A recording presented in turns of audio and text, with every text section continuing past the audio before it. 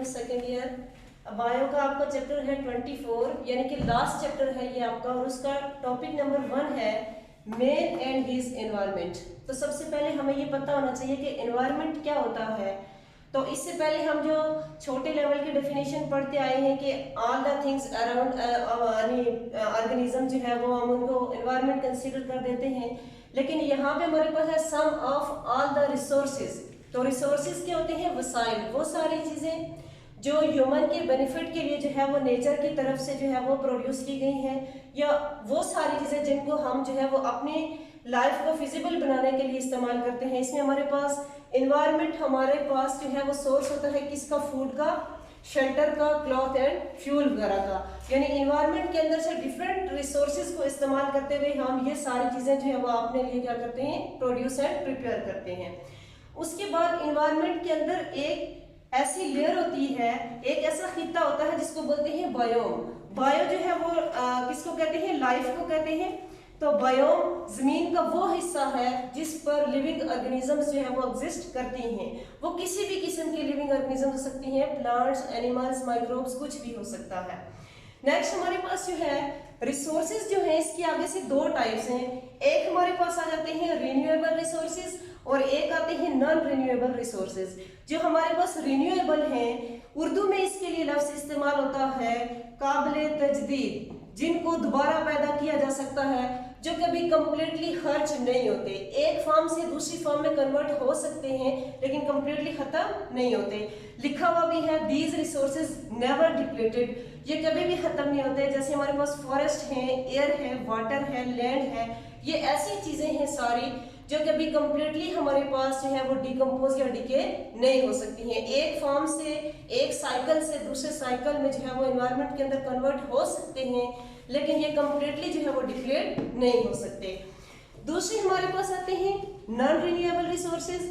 तो इसकी मतलब जो है ये इनको हम दोबारा से नाकाबिले तजदीद जो है उर्दू में इसके लिए लफ्ज इस्तेमाल होगा।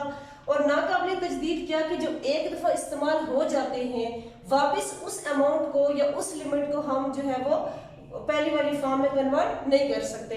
जैसे कि हमारे पास मेटल्स हैं जो एक दफा खर्च हो जाती हैं वो वापस नहीं आ सकती। फॉसिल्स हैं, कोल, ऑयल एक्सेट्रा, जो एक दफा जो है वो खर्च हो गया है, इस्तेमाल हो गया है, वो दूसरी दफा इस्तेमाल नहीं हो सकता। इसी एनवायरनमेंट के अंदर जो है वो हमारे पास आता है न्यूट्रिएंट साइकिल। एनवायरनमेंट जो चूंकि लिविंग ऑर्गेनिजम्स को सपोर्ट करता है, ठीक है, तो इसमें न्यूट्रिएंट साइकिल कैसे चलता है कि न्यूट्रिएंट्स जो हैं वो, मैंने यहाँ पे शॉर्ट फॉर्म में एन साइकिल लिखा है, तो इसको नाइट्रोजन साइकिल मत समझिएगा प्लीज, वो एक अलग चीज है। ये न्यूट्रिएंट साइकिल है। न्यूट्रिएंट साइकिल क्या है कि न्यूट्रिएंट्स जो है वो मुख्तलिफ फॉर्म्स में हमारे पास पैदा होते हैं, उसके बाद फिर साइकिल चलता है, उनको कंज्यूम करते हैं। एनिमल्स जो है वो अलग तरीके से, उनके न्यूट्रिएंट्स अलग होंगे, वो अलग कंज्यूम करेंगे। फिर ह्यूमंस जो है वो अलग से उनके न्यूट्रिएंट्स हैं उनको अलग कंज्यूम करेंगे। माइक्रोब्स हैं वो अलग तरीके से जो है उनके अलग न्यूट्रिएंट्स होंगे कंज्यूम्ड, यानी कोई भी लिविंग ऑर्गेनिज्म जो है वो उनको क्या करेगा? यूटिलाइज करेगा, खर्च करेगा, कंज्यूम करेगा। और फिर जो है वो उसकी फूड, अब फूड जो है वो मुख्तलिफ मतलब कंपोनेंट्स होते हैं उसके अंदर। जरूरी नहीं है कि हर ऑर्गेनिज्म हर टाइम में जो है वो एक ही तरह की फूड इस्तेमाल करता है। फूड के डिफरेंट कंपोनेंट्स होते हैं और हर ऑर्गेनिज्म के अपने कंपोनेंट्स होते हैं। कंपोनेंट कोई भी होगा, बेसिकली न्यूट्रिएंट्स जो है वो वही बेसिक न्यूट्रिएंट्स होंगे। फिर ये फूड जो है वो डिके हो जाता है, ठीक है। डिके होने के बाद फिर वापस जो डिकेड न्यूट्रिएंट्स हैं वो वापस जो है वो क्या होते हैं? अर्थ क्रस्ट की तरफ रिटर्न हो जाते हैं।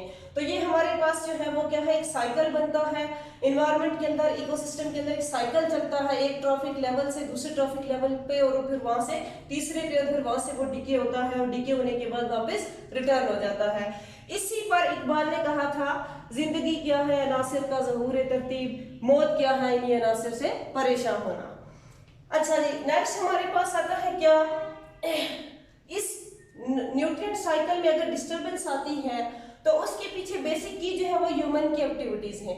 तो जब कभी एनवायरनमेंट या इकोसिस्टम के अंदर न्यूट्रिएंट साइकिल डिस्टर्ब होता है तो उसके क्या क्या मतलब इफेक्ट्स हैं, ये आपका शॉर्ट क्वेश्चन भी है, ठीक है। वहां पे आप चैप्टर में इसको देख भी लेना, मैंने उसमें से हाईलाइट्स आपको यहाँ पे दे दी है, ये आप अपने पास नोट कर सकते हैं और उसके बाद आपको याद करने में आसानी हो जाएगी। तो जब कभी ये डिस्टर्ब होता है तो लेस फूड प्रोडक्शन। ये डिस्टर्ब किस वजह से होता है कि इकोसिस्टम के अंदर या एनवायरनमेंट के अंदर फूड प्रोडक्शन लेस है, उसके पीछे कोई भी रीजन हो सकती है। दूसरा, much food is consumed, food इस्तेमाल करने वाले ज्यादा हैं, वो एनिमल्स हैं, वो प्लांट्स हैं, वो माइक्रोब्स हैं, में कंपटीशन क्या है, ज्यादा है। इट मींस यहाँ पे एनवायरनमेंट और इकोसिस्टम के अंदर जो है वो बैलेंस भी नहीं रहा, किसी भी वजह से जो है या प्रेडेटर ज्यादा हो रहे हैं या कोई भी ऐसी चीज है जिसकी वजह से ये बैलेंस जो है वो डिस्टर्ब हो रहा है। और तीसरा जो है, no return of decade material, material पैदा भी हो रहा है, न्यूट्रिएंट्स कंज्यूम भी हो रहे हैं, फूड भी मिल रहा है, लेकिन वो जो डिके फूड है वो वापस अर्थ क्रस्ट को रिटर्न नहीं हो रहा, वो किसी और तरीके से वेस्ट हो रहा है। तो इस जब न्यूट्रिएंट्स वापस रिटर्न होते जाते हैं, वही नाइट्रोजन, वही ऑक्सीजन, वही कैल्शियम, वही फास्फोरस पर दूसरी फॉर्म में हमारे पास क्या हो जाते हैं, रीन्यू होकर दूसरा कंपोनेंट बना लेते हैं। तो जब ये अर्थ क्रस्ट को या इकोसिस्टम को रिटर्न नहीं होंगे तो इट मींस कि फिर न्यूट्रिएंट्स की क्या हो जाएगी, कमी हो जाएगी, फिर दोबारा से हमारे पास जो न्यूट्रिएंट प्रोडक्शन है वो क्या हो जाएगी, डिस्टर्ब हो जाएगी। नेक्स्ट हमारे पास जो है ये जो रिन्यूएबल रिसोर्सेज हैं, इसमें हमारे पास सबसे पहले आता है फॉरेस्ट। तो फॉरेस्ट जंगल होता है, बहुत सारे उसमें जो है वो क्या होते हैं, ट्रीज, प्लांट्स, हर्ब्स, श्रब्स, इन सब का कॉम्बिनेशन होता है, ठीक है। उसमें फिर डिफॉरेस्टेशन कर दी जाती है अकॉर्डिंग टू द जो है नीड, जो है वो ह्यूमन अपने फॉरेस्ट में से जो है वो क्या करता है, डिफॉरेस्टेशन करता है, लेकिन वापस उसको रिन्यू करने के लिए एफॉरेस्टेशन का प्रोसेस भी साथ साथ होता रहता है। इसलिए या खुद से जो है वो प्लांट्स दोबारा क्या करते हैं, ग्रो करते हैं, इसलिए इसको हम रिन्यूएबल रिसोर्स में जो है वो शामिल करते हैं। नेक्स्ट हमारे पास आती है एयर।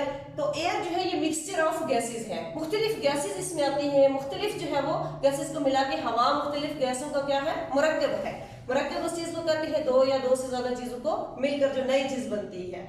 इसमें नाइट्रोजन 79% है, ऑक्सीजन 20% है, कार्बन डाइऑक्साइड जो है वो 0.03% है।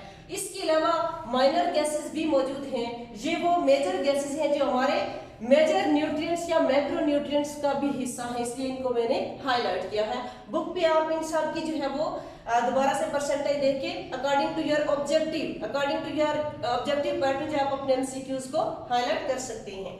नेक्स्ट हमारे पास वाटर है। तो वाटर हमारे पास डिफरेंट वाटर रिजर्वायर्स हैं, चश्मा है, ठीक है, उसके बाद हमारे पास सीज हैं, ओशन है, लेक्स हैं, कुआं है, कोई भी चीज है, नहर है, तो ये हमारे पास ये सारे वाटर बॉडीज हैं। तो वाटर भी हमारे पास क्या होता है, रीन्यू होता है, वो बाकायदा एक वाटर साइकिल चलता है। हम छोटी क्लासेस से पढ़ते आ रहे हैं कि जो बुखारात की शक्ल में पानी ऊपर उठता है और फिर वो कंडेंस होता है, वाटर वेपर्स बनते हैं, क्लाउड फॉर्मेशन होती है, वापस बारिश बरसती है, फिर वो नदी नालों से होती है, समुद्र तक पहुंचती है और इस तरह से ये एक साइकिल बन जाता है। नेक्स्ट हमारे पास आता है लैंड। तो लैंड क्या है, जमीन है। अब इसकी जो सबसे ऊपर जो है लेयर है उसको सॉइल बोलते हैं, मिट्टी जो है 4 to 5 सेंटीमीटर ये लेयर होती है, ठीक है, ये फर्टाइल लेयर होती है। ये प्लांट्स के लिए क्या होता है, रिजर्वायर होता है, उनका मस्कन होता है, हैबिटेट होता है। हर तरह की, सिर्फ प्लांट्स नहीं बल्कि हर तरह की लाइफ के लिए क्या है, सपोर्टिंग मीडियम है। मिट्टी के अंदर बेशुमार लिविंग ऑर्गेनिजम्स जो है वो क्या करते हैं, प्लांट्स के अलावा भी क्या करते हैं, एग्जिस्ट करते हैं। नेक्स्ट हमारे पास जो है वो क्या है, वाटर जो है, अगर इसका हम यूजेज देखें तो 70% टोटल अर्थ क्रस्ट के अंदर क्या है, वाटर है। 30% हमारे पास ड्राई लैंड है। इस 70% में से 70 to 90% जो है हर लिविंग ऑर्गेनिज्म के प्रोटोप्लाज्म का हिस्सा है। हर लिविंग ऑर्गेनिज्म की बॉडी वेट के अंदर या हर ऑर्गेनिज्म की बॉडी फॉर्मेशन के अंदर जो है वो 70 to 90%। तो हम लिविंग ऑर्गेनिज्म की बात कर रहे हैं, तो लिविंग ऑर्गेनिज्म को वैसे भी अल्लाह मियां ने फरमाया है कि मैंने पानी से ओरिजिनेट किया है।